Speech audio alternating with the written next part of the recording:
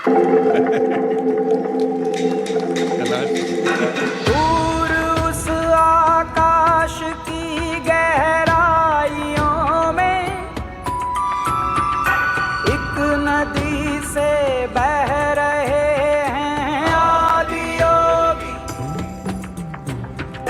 शून्य सन्नाटे टपकते जा रहे हैं, मौन से सब कह रहे हैं आदि योगी।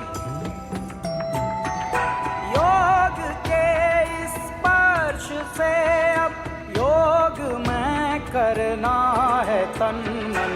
सांस शाश्वत सनन सननन, प्राण गुंजन घनन घननन। उतरे मुझ में आदि योगी, योग धारा छलक छन छन। सांस शाश्वत सनन सननन, प्राण गुंजन घनन घननन। उतरे मुझ में आदि योगी, उतरे मुझ में आदि योगी।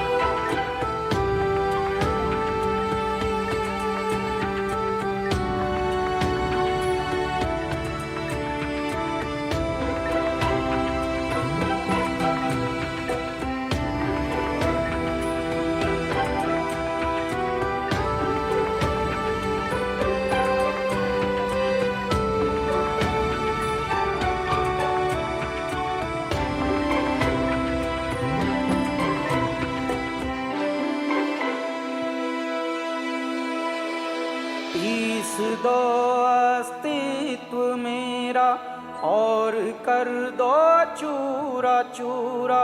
पूर्ण होने दो मुझे और होने दो अब पूरा पूरा। भस्म वाली रस्म कर दो आदि योगी, योग उत्सव रंग भर दो आदि योगी। बज उठे ये मन सितारी, झनन झनन झनन झनन।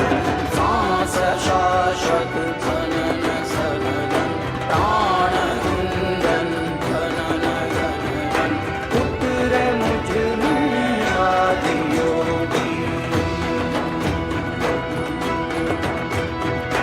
उतरे मुझ में आदि योगी।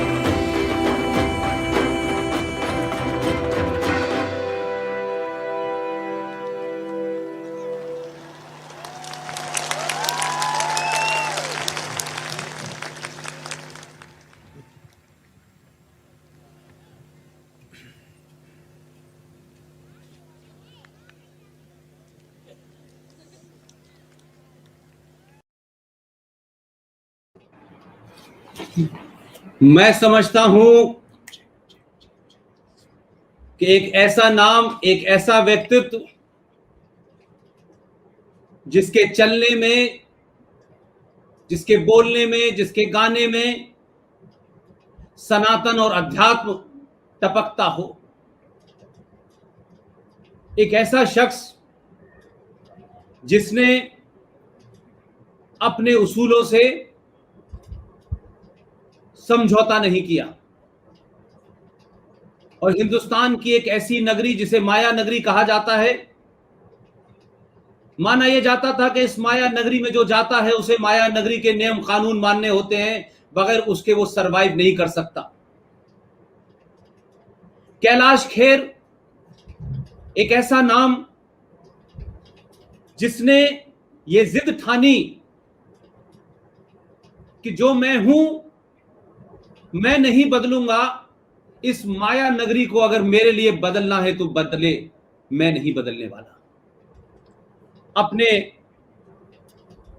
तर्कों से, अपनी वाणी से, अपने ऊपर हुए विश्वास से मात्र जीवन के 15 साल में उस माया नगरी जिसे बड़े बड़े लोग आते हैं, अपने मूल्यों को, अपनी परंपराओं को, अपनी आस्थाओं को ताक पे रख करके बड़े बनते हैं। कैलाश खेर एक ऐसा नाम है जिससे आज का युवा न सिर्फ सनातन को समझ पा रहा है, अध्यात्म को समझ पा रहा है, और आज की युवा पीढ़ी के लिए वो एक बड़ी इंस्पायरेशन है, एक प्रेरणा के स्रोत हैं। मुझे इस बात का फक्र है कि कैलाश जी मुझे जानते हैं। मैंने कैलाश जी से जब ये निवेदन किया कि हम दुनिया भर के तमाम लोगों को जब इस प्लेटफॉर्म पे बुलाते हैं तो जो हमारी सोई हुई संस्कृति है, जो खोया हुआ हमारा गौरव है, जो हमारी आस्थाएं हैं, परंपराएं हैं, हमारे सरोकार हैं, हम कैसे उनको स्थापित करें, कैसे अपने जीवन में जो कुछ कंट्रीब्यूट कर सकते हैं करें। लेकिन आज बिल्कुल एक ऐसा चेहरा, एक ऐसा व्यक्तित्व जिसका राजनीति से कोई संबंध नहीं है, वो दूर दूर तक नहीं है। मुझे लगता है कि आज आपको लाइव जो हमारी टीम के कम से कम ऐसे सदस्य हैं, चाहे कर्नल आरएसएन सिंह साहब हो, मेजर जनरल जीडी बख्शी साहब हो, सुशील पंडित जी हो, गौरव आर्या हो, ललित अंबरदार हो, ये तमाम सारे लोगों ने कहा कि कैलाश जी को आपने बुलाया है। मैंने कहा मैंने किसी खास मकसद से बुलाया है। और जो लोग इस देश में समझते हैं कि सिर्फ पैसा कमाना ही सब कुछ होता है, जिस शख्स ने 15 साल पहले अपना सफर तय किया हो, उसने पैसे को तवज्जो नहीं दी, उस पैसे का कैसे सदुपयोग हो, इस बारे में मैं 1 मिनट और लूंगा। कैलाश जी, मैं तमाम उन लोगों को जो आज कैलाश जी को सुन रहे हैं, देख रहे हैं, मैं ये बताना चाहता हूं कि जब आपकी आस्थाएं, जब आपकी परंपराएं हजारों साल पुरानी संस्कृति सनातन से जड़ी होती हैं, तो आप अपने लिए रास्ता निकालते हैं, समाज के लिए रास्ता निकालते हैं। कैलाश खेर जी ने कैलाश खेर फाउंडेशन KKF बनाई है। यूं तो बहुत सारे काम कर रहे हैं, लेकिन इस कैलाश खेर फाउंडेशन का जिक्र इसलिए जरूरी है कि कोविड के इस दौर में कैलाश खेर साहब की यह फाउंडेशन जो लाइफ सेविंग इक्विपमेंट हैं, जो मेडिकल सप्लाई है, ऑक्सीमीटर हो या वो जो मास्क है, इन चीजों की निरंतर सप्लाई रहे, जो जरूरतमंद हैं उन तक इनकी फाउंडेशन इसको पहुंचा रही है।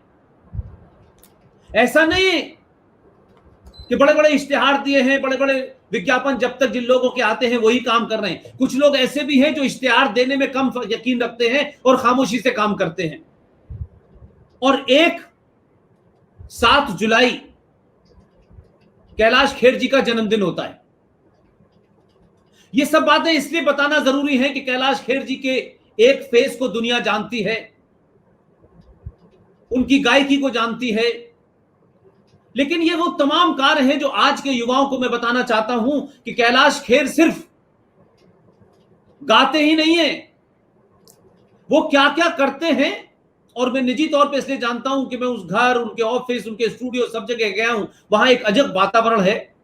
7 जुलाई को कैलाश खेर जी का जन्मदिन होता है और इस दिन को कैलाश जी ने इस तरीके से उसको मनाने की कोशिश की कि एक नई उड़ान नाम से एक प्लेटफॉर्म फ्लोट किया और यह कहा कि 2005 से लेकर आज तक जो भी कुछ मैंने कमाया, जो कुछ मैंने नाम पाया, जो कुछ मैंने सीखा, उसको कैसे मैं समाज को वापस करूं। तो इस नई उड़ान प्लेटफॉर्म के माध्यम से जो बच्चे दिल्ली से, देश भर के अलग अलग जगह से मुंबई जाते हैं, संघर्ष करते हैं, उन्हें कोई प्लेटफॉर्म नहीं मिलता, वो अलग अलग जगह जाते हैं, उनके लिए ये प्लेटफॉर्म है कि वहां वो जाकर के अपने हुनर का, अपनी आवाज का, अपनी एक्टिंग का जो भी वो कर सकते हैं वो करें, उसमें उनको मदद करते हैं, उनको आगे बढ़ाते हैं। इसलिए कैलाश जी जब 2005 में मुंबई पहुंचे थे तो उस वक्त भी उनका ये शौक नहीं था कि वो फिल्मों में गाएं। उनकी ये जिद थी कि मैं जो गाऊं उसे फिल्म में दिखाएं, फिल्मों के लिखे हुए गीत नहीं गाऊंगा। ये एक जिद थी और इस जिद ने आज कैलाश खेर को कैलाश खेर बनाया। और एक और बड़ा काम है कि कुल मिलाकर के पूरे साल पूरे देश में अपने पैसे से कोई 80 से 100 लाइव इवेंट करते हैं और उसमें जो उनका फोकस होता है, ये जो बड़े बड़े घराने होते हैं, बड़े बड़े धनाढ़ लोग होते हैं, वो नहीं होता। वो गुरुकुल चलाने वाले, वो अध्यात्म का काम करने वाले लोगों के लिए करते हैं। और आज की युवा पीढ़ी के सामने एक और नजीर है जिसकी बड़ी कमी है। जैसे जैसे इस देश ने तरक्की की, जैसे जैसे हम लोगों ने तरक्की की, पैसा कमाया, वैसे वैसे ही इस देश में सबसे ज्यादा वृद्धाश्रम बन रहे हैं।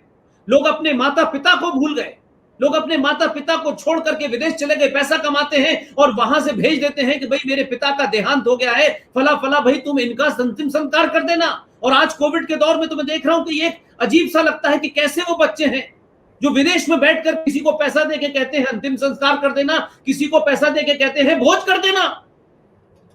ये हमारी सनातन संस्कृति कहां से चली थी, कहां चली गई।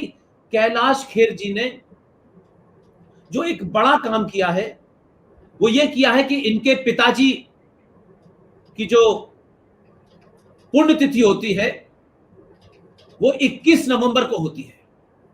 आपके पिताजी का नाम मेहर सिंह खेर है।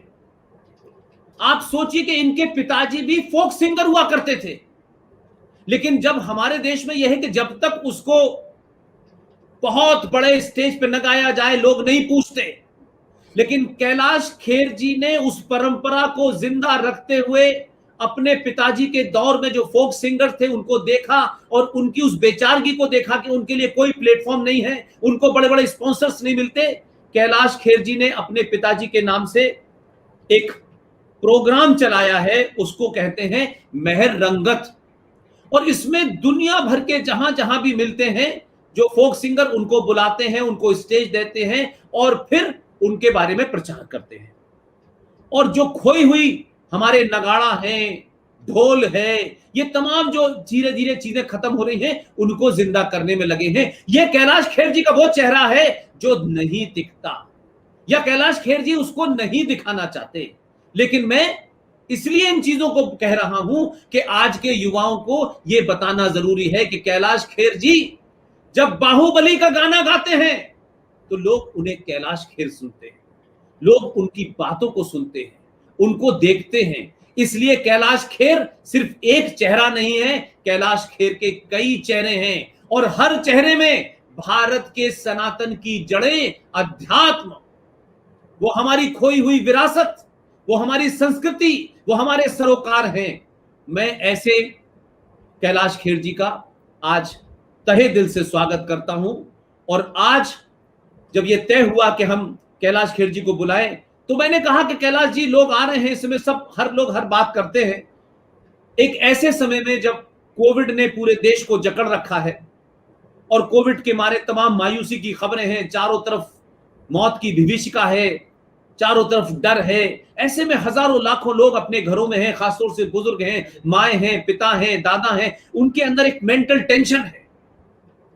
तो क्या कैलाश खेर जी जब आप आएंगे तो क्या आप उनसे ऐसी बातें करेंगे, क्या कुछ उन्हें कुछ सुनाएंगे जिससे उनका मन हल्का हो और वो एक तरीके से इस जिसको कहते हैं कि म्यूजिक थेरेपी। इस आज के प्रोग्राम का नाम भी मैंने नहीं रखा, कैलाश जी ने रखा, वेदना में संगीत की संवेदना। ये आज का प्रोग्राम है। मैं समझता हूं कि कैलाश जी, आपने अपना मुंबई में रहने वाले लोगों के पास समय कहां होता है, लेकिन मुझे खुशी है कि आज आपने आए और इस देश में हजारों लोग, करोड़ों लोग जो आपको सुनते हैं, आपको फॉलो करते हैं। आपका कैलाश खेर यूट्यूब चैनल है, आपका ट्विटर है, आपका इंस्टाग्राम है। जो लोग भी कैलाश जी को सुनना चाहते हैं, देखना चाहते हैं क्या क्या करते हैं, वो ट्विटर पे भी जुड़ सकते हैं, इंस्टाग्राम पे भी जुड़ सकते हैं, उनका पेज भी है। ये तमाम आज के जो सोशल मीडिया के जितने मीन्स हैं उसका वो इस्तेमाल करते हैं। कैलाश जी, आप प्लेटफॉर्म आपके हाथ में, आप बताइए आप क्या कहना चाहते हैं। आपको और आपके समस्त प्रशंसकों को मैं शत शत नमन करता हूं हर युग में कुछ युग धर्मी हुए हैं, कुछ युग प्रवर्तक हुए हैं पुष्पेंद्र जी, और इस युग के युग प्रवर्तक में अग्रगण्य नाम आपका आता है। मैंने आपका एक दिन गलती से, एक बार आपका कोई वीडियो क्लिप किसी ने मुझे भेजा था 2 वर्ष पहले, तो अचानक मुझे एक जागा हुआ, एक जीवंत आत्मा पुष्पेंद्र नाम की दिखी, और मुझे भगवान पर जो बीच बीच में जो पेड़ हिलाने लगते हैं विश्वास का, उन पर और आसक्ति बढ़ जाती है मेरी, और मैं बोलता हूं, हे मेरे ईश्वर, पृथ्वी वीरों से अभी खाली नहीं है।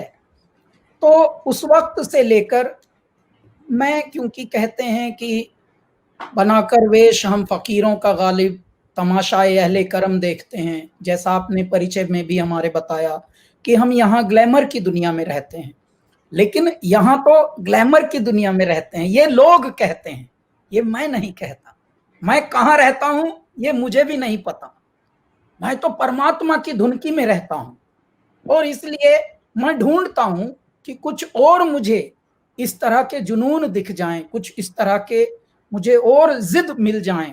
तो मुझे आप में एक जिद दिखी, और मुझे ये लगा कि हे मेरे ईश्वर, जो हमारी पगडंडी डगमगाई हुई है, हमारी संतति जो अभी भ्रमित हो गई है, जिनको पता ही नहीं कि हम क्या थे और क्या हो गए हैं, तो उनके लिए आप कोई आत्मा मशाल आई है, जोत आई है, जो जगा रही है सोते हुए को। सोती हुई तो जग जाती, पर प्रजाति तू है दड़ी हुई। हमारी हिंदू प्रजाति जो है, या हमारे सनातन प्रजाति जो है, या हमारे जो सभ्यता के जो अनुयायी हैं, सभ्यता के जो पथ प्रदर्शक हैं, जो आज की संतति है, सोती हुई तो जग जाती, पर जाति प्रजाति तू है दड़ी हुई। और कभी शिखर पे थी, पर आज धरण में पड़ी हुई। कभी हम विश्व गुरु थे ऑलरेडी, ऐसा नहीं कि भारत विश्व गुरु बनेगा, भारत विश्व गुरु बने, हम तो गुरु थे ही। भारत ही मनुष्य को समय सारणी भी देता था, जो आज ग्रीनविच की जो पट्टी है समय, जहां से जो भी हम यूरोपियन सभ्यता को आज फॉलो करते हैं, good morning, hi, how are you, I am fine, how are you, I am also fine, ये जो आई हैं सभ्यता, ये अभी आई हैं 201 साल पहले।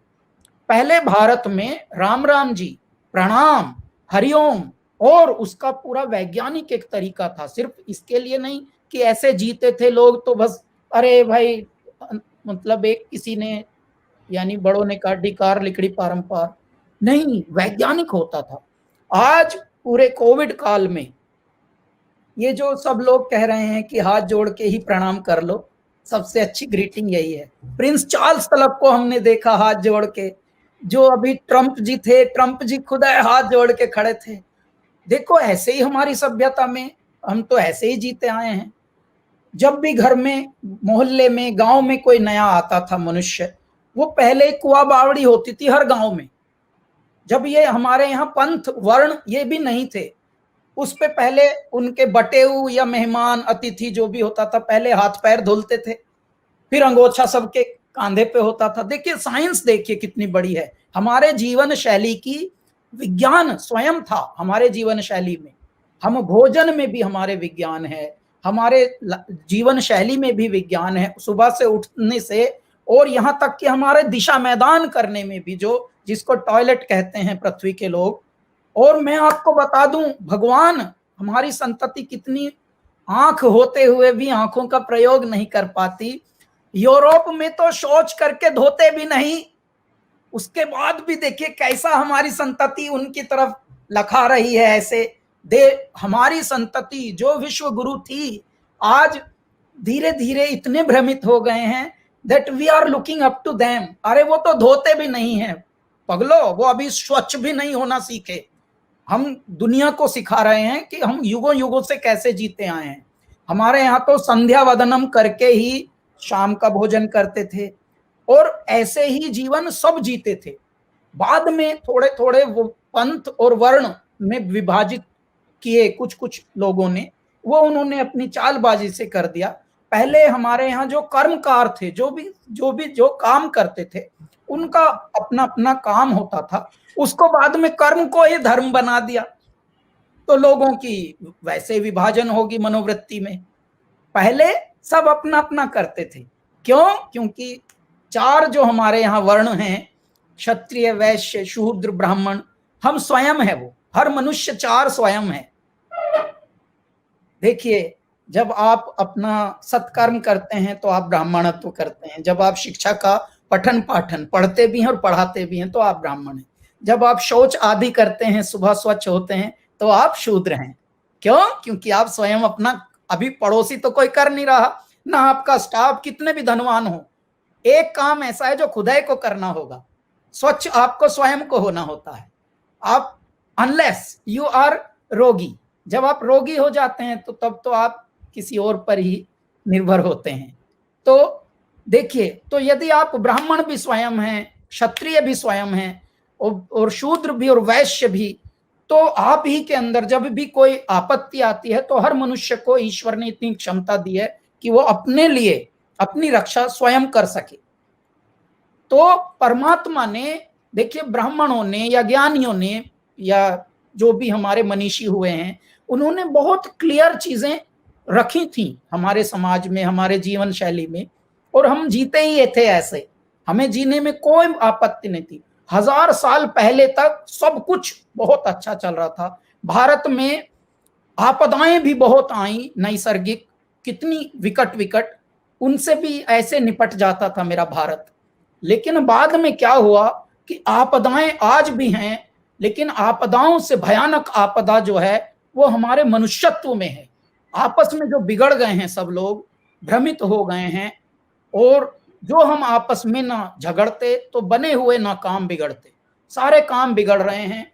हमारे ही आपस में कुछ गद्दार छुपे हैं, हमारे ही आपस में कुछ मक्कार छुपे हैं, जिसकी वजह से चांद सूरज पृथ्वी ना बदला, ना हवा ना पानी, और बदल गए विद्वान देश के, यूं आ गई है हानि। हमारे यहाँ जो विद्वान हैं वही भ्रमित हैं अब। उन्हीं को देखिए, आज ही मैं एक छोटा सा वीडियो मैंने देखा जिसमें यह बताया गया है कि हमारे यहाँ वेदों का पठन पाठन, शास्त्र के साथ शस्त्र का भी शिक्षण, ये सबके हिस्से का था। भारत ऐसे ही पलता था। पहले गुरुकुल में ही पढ़ाई होती थी, चाहे कोई धनाढ्य हो, चाहे कोई विपन्न हो। लेकिन धीरे धीरे जब अलग अलग शिक्षाएं, अलग अलग संस्कृतियां हमारे संस्कृति में घुसने लगी, तो वो उन्होंने पहले देखा कि इनको तोड़ना कैसे, ये तो इकट्ठे हैं यार, और इकट्ठे तो टूट ही नहीं सकते।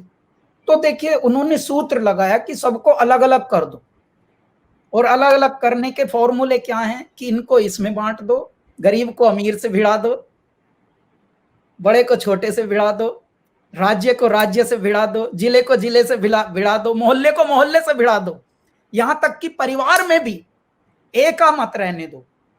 और वो फॉर्मूला इतना सटीक बैठ गया दुष्टों का कि वो आज तक भरपाई उस पीड़ा की हो रही है। यदि एक घर में पुष्पेंद्र जी मनुष्य हैं 9, तो उनकी राय हैं 11। हमारे भारत का दुर्भाग्य अब ये हो गया, ज्ञानी बहुत हो गए हैं, लेकिन ऐसे ज्ञानी हो गए हैं, चांद सूरज पृथ्वी ना बदला, ना हवा ना पानी, अभी भी कुछ बदला नहीं, सब कुछ है। मैं कहता हूं आज भी ऑक्सीजन की कमी पृथ्वी पर है ही नहीं। ये जितने भी हम सिलेंडरों का कारोबार देख रहे हैं, आज भी ऑक्सीजन की कमी नहीं है, प्राणवायु की कमी। मेरा ईश्वर तब तक दुनिया में किसी को पैदा करेगा ही नहीं जब तक उसकी पर्याप्त प्रचुर मात्रा में उसके हिस्से का ना बनाए। लेकिन कमी किस चीज की है? कमी राग, प्रेम, कमी अपनेपन की है। जो आपने अभी परिचय में बताया कि लोग अपने बड़ों को छोड़ छोड़कर तरक्की के नाम पर भाग रहे हैं कि भाई पेरेंट्स जो हैं वो वहीं रहते हैं इंडिया में, हम यहाँ कैलिफोर्निया में रहते हैं। मैं उनको बोलता हूँ, क्या कमा लेगा तू? तुझे पता ना, तू भी पेरेंट बन जाएगा कमाते कमाते, तुझे पता भी नहीं चलेगा, फिर तू भी अकेला मरेगा, सड़ेगा। बल्कि कई तो इतने ऐसे सड़ के मरते हैं कि उनकी वहां अंत्येष्टि भी नहीं हो पाती ठीक से, विदेशों में ही उनको अजल मजल कैसे भी कराना होता है। तो ऐसा जीवन जीने के लिए, इतनी आपाधापी दौड़ भाग करने के लिए, यदि आप दौलत कमा रहे हैं, शोहरत कमा रहे हैं, और अगर आपको यही कामयाबी की परिभाषा लगती है कि मैं अपने बड़ों के पास ना रहूं, हम ऐसे जीते ही नहीं थे। हम कुटुंबों के लोग हैं, हम कुनबों के लोग हैं, संयुक्त परिवारों के लोग हैं। हमारी सभ्यता को ही तो पूरे विश्व ने माना। दुनिया में, पृथ्वी पर कहीं और तीर्थ है नहीं, पूरी पृथ्वी पर भगवान का अवतरण कहीं हुआ नहीं। हमारी ही सभ्यता में ऐसा कहा गया है कि जहां नदियों को मां कहा जाता हो, जो पालती हैं, जबकि बाकी सब जगह तो दादाओं के भी नाम लिए जाते हैं। और कई जगह तो ऐसे रिश्ते चल रहे हैं कि अंकल आंटियों में ही निपटा दिए सब, मामा फूफी नाना चाचा, ये सब है ही नहीं वहां। He is my uncle, she is my aunty.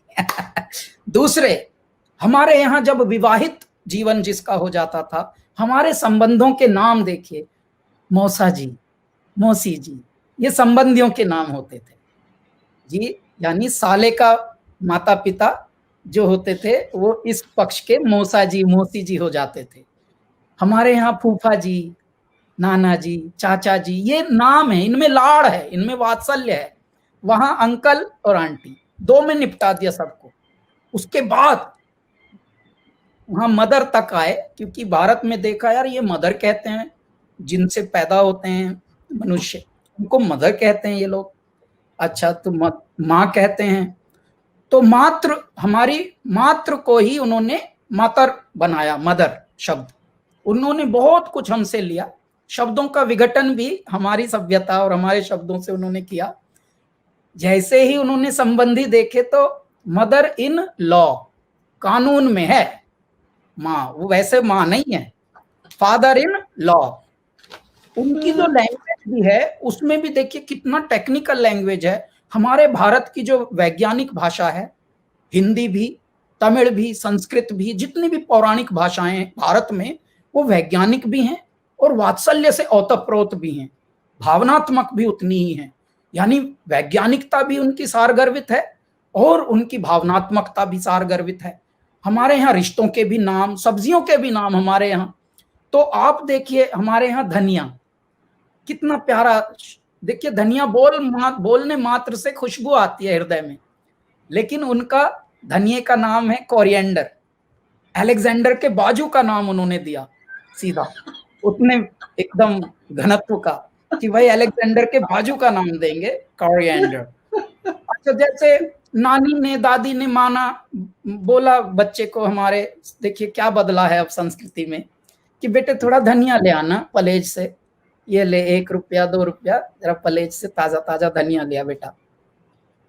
तो कन्नी काट गया जो पोता या देवता जो भी, लेकिन गर्लफ्रेंड ने बोल दिया, John could you please get me some coriander, तो भाग गया यूरोप फ्लाइट लेके। कि अब तो यूरोप से लाके दूंगा यार, आज तो कोरिएंडर मांगा है।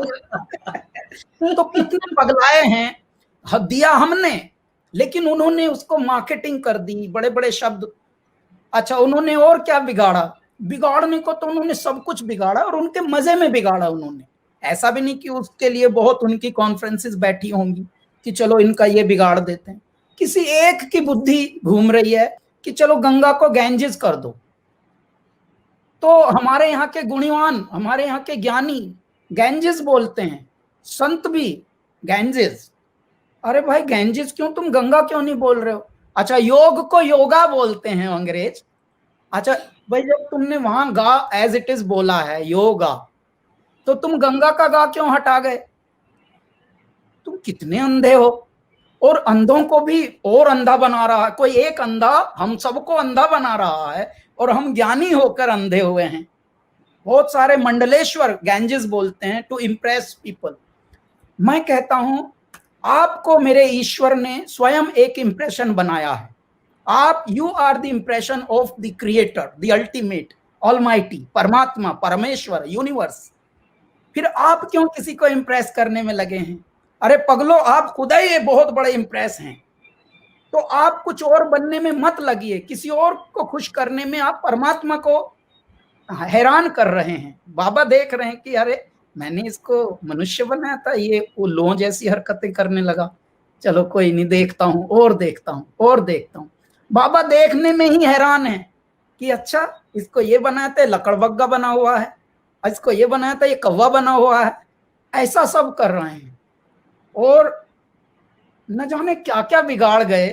लेकिन इस वक्त जो आप लोग हैं और आपकी जो पूरी टीम है, जो जो आपने नाम लिए हैं, ओहो हो, उनका कभी कभी मुझे थोड़ा समय मिल पाता है तो मैं सुनता हूँ, तो मुझे लगता है अरे यार, बिगड़े को सुधारने के लिए भी कुछ लोग मतलब अभी भी महाविक्रमी बनकर, महापराक्रमी बनकर संभाल रहे हैं।